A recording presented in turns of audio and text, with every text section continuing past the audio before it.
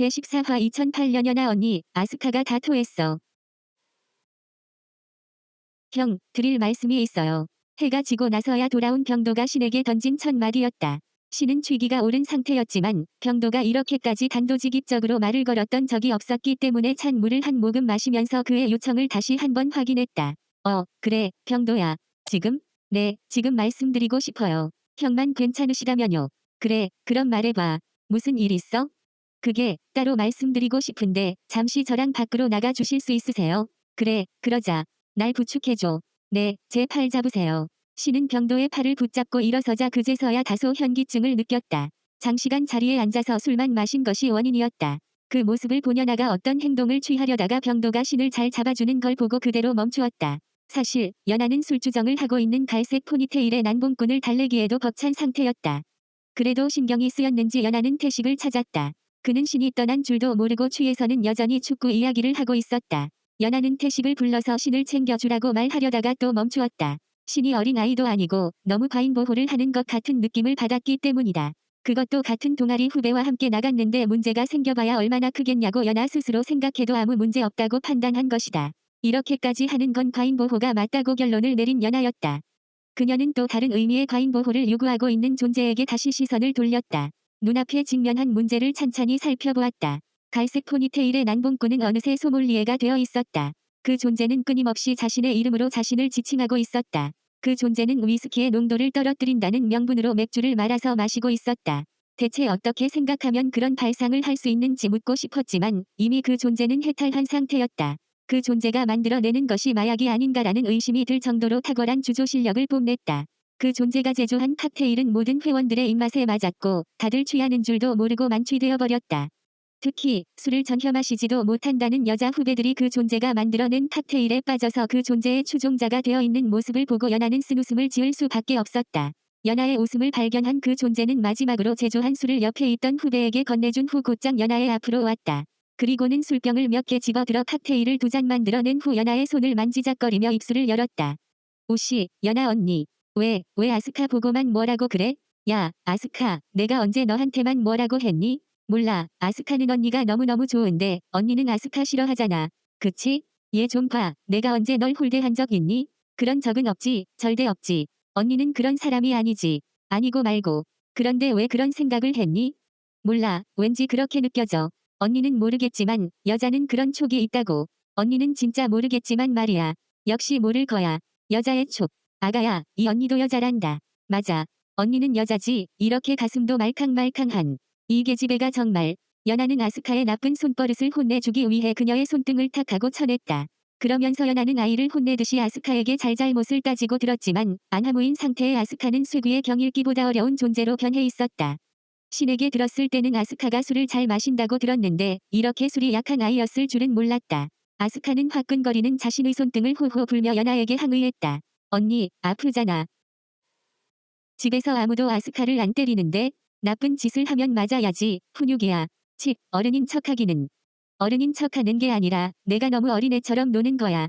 너 원래 주사가 이렇게 심하니? 주사? 우리 병원 놀이하는 거야? 연하 언니 선생님, 지금 우리 아스카가 많이 아파요. 여기, 호호 해주세요. 그래, 우리 아기, 조금 쉬었다가. 언니랑 다시 이야기 좀 하자구나. 싫어.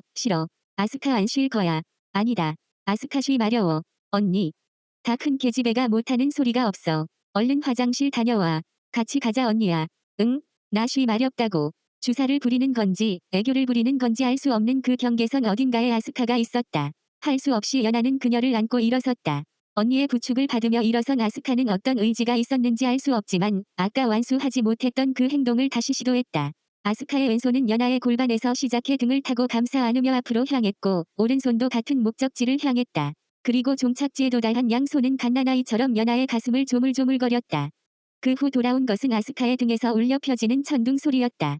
연하의 손끝이 달아오른 만큼의 크고 붉은 날개를 가지게 된 아스카였다. 그 날개가 도단한 것이 아팠는지 아스카는 어린아이처럼 아프다고 소리를 쳤다. 연하는 혼날 짓을 했으니까 혼난 거라고 말하려는 찰나에 닫혀있던 방 창문이 벌컥 열리면서 나타난 진지한 얼굴에 놀라서 딸꾹질을 해버렸다. 그 얼굴은 방안을 살핀 뒤 연하에게 정중하게 말을 걸었다. 연하 양, 아가씨께서 무슨 일이 있으신 겁니까? 사이토 오빠, 그게 아스카가 조금 취한 것 같아서 제가 등을 살짝 때렸어요. 아가씨를 가격하셨단 말씀이십니까? 아뇨, 가격이라뇨. 그저 손바닥으로 살짝, 조금, 잠깐 아프다 말 거예요. 그렇습니까? 혹시 괜찮으시다면 아가씨께 안부를 여쭤봐 주실 수 있습니까? 네? 아니, 지금 바로 앞에 있는데 오빠가 직접 여쭤보셔도 되지 않을까요? 안 됩니다. 아가씨께서 저는 이곳에 없는 존재처럼 대기하라고 하셨습니다. 그래서 여쭤볼 수가 없습니다. 이미 이곳에 있는 존재처럼 보이시는데요. 그렇습니까? 뭔가 제가 이해할 수 없는 영역의 세계에 계신 것 같으니까 일단 아스카의 안부를 물어봐 드릴게요.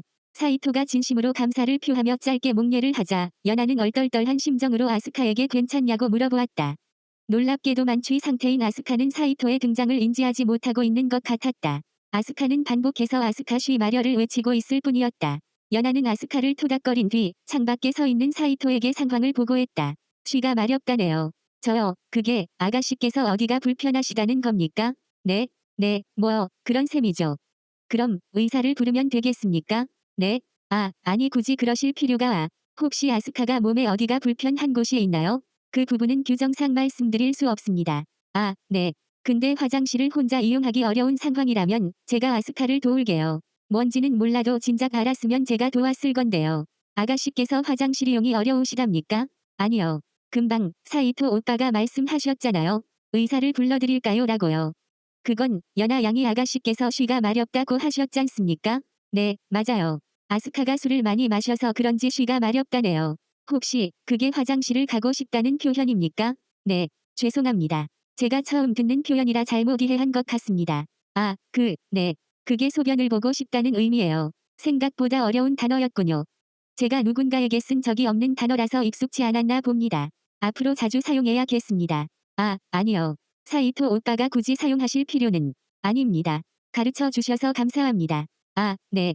어쨌든 화장실은 제가 출입하기가 어려우니 연하 양에게 아가씨를 부탁드리겠습니다. 그러더니 사이토의 얼굴이 사라지고 창문이 조용히 닫혔다. 아주 잠깐 정적이 흘렀지만 동아리 회원들은 이내 시끌벅적하게 떠들며 분위기를 되찾았다.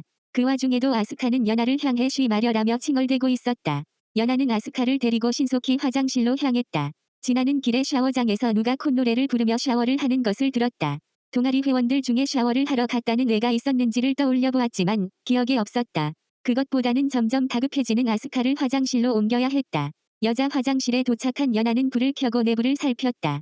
아무도 없고 휴지도 확실히 있었다. 그래서 아스카를 집어넣고는 밖에서 기다리기로 했다. 화장실 안에서 아스카는 옷이 안 내려간다. 화장실이 왜 이렇게 작냐? 여긴 어디야? 등등의 혼잣말을 하며 볼일을 보았다.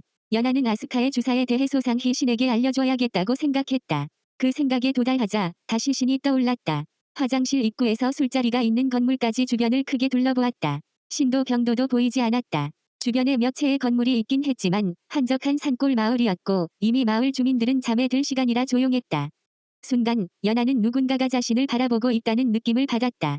그 방향으로 고개를 돌려보니 저 멀리 숯불 근처에서 190이 넘는 장신의 남자가 자신을 바라보고 있었다.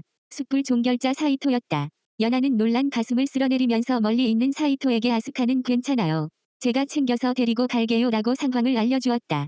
그러자 사이토는 감사합니다라고 화답해 주었다. 사이토는 확실히 아스카의 신변을 살피고 있었던 것이다.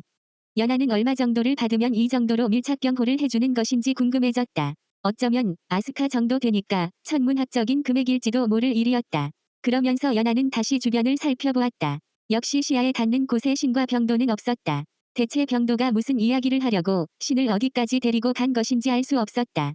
낮이었다면 그나마 덜 걱정을 하겠는데 지금처럼 캄캄한 밤이 되면 신은 거의 전맹 블라인드이라 보아야 했다.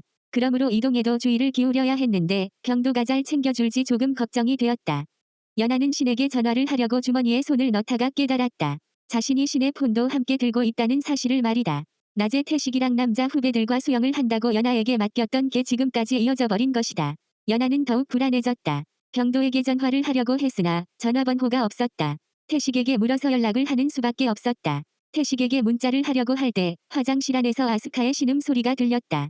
연하는 화장실 문을 열고 들어서며 아스카의 안부를 물었다. 그러나 아스카는 대답이 없었다. 그리고 잠시 뒤 변기에 물이 내려가고 아스카가 나왔다. 그 잠깐 사이에 얼굴이 반쪽이 되어 있었다. 연하는 사이토와 나누었던 대화가 다시 떠올랐다. 아스카가 정말 어디가 아픈 건지 걱정이 되었던 것이다. 그래서 아스카에게 다가서는 순간 알 수 있게 되었다. 얼굴이 반쪽이 된 이유를 말이다. 그 사실을 확인시켜주듯 아스카가 힘없이 말했다. 연아 언니, 아스카 다 토했어. 속이 너무 메스꺼워. 아스카 이제 어떡해?